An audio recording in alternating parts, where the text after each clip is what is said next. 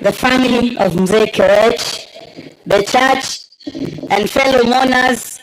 Mimi naitwa Gladys Wanga, mimi ni governor wa Homa Bay na mwenyekiti wa kitaifa wa chama kikubwa zaidi South of Sahara and North of River Limpopo, chama cha ODM.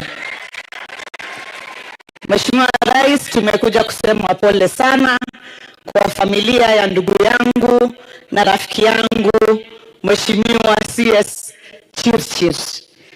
CS Chirchir sijamjua kwa muda mrefu sana, nimemjua sana zaidi wakati umeingia serikali na amekuwa waziri katika serikali yako.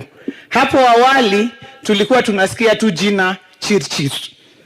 Unajua tulikuwa 2013 katika ile NAS court pamoja na Weta na Musalia, tulikuwa pale kodi na NASA. Sasa tulikuwa tunashinda uchaguzi lakini hatutangazwi. Sasa tulikuwa tunauliza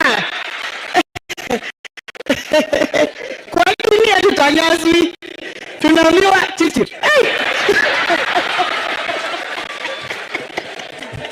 Tukasema hii ni maneno gani sasa? But when I came to know him better, I realized he has top-notch organization, attention to detail. Ukienda pale kwa ofisi yake kwanza anatoa kompyuta. Anakuambia barabara ya kwako iko namna hii, iko namna hii. And today, I have now seen where this has come from, and it is from Mzee.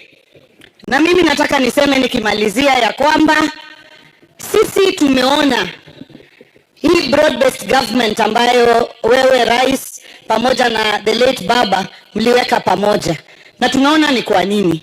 I've seen comparison of figures, but somebody should also compare equity. Ile maendeleo ambayo imeendelea katika kila kona ya hii nchi bila ubaguzi.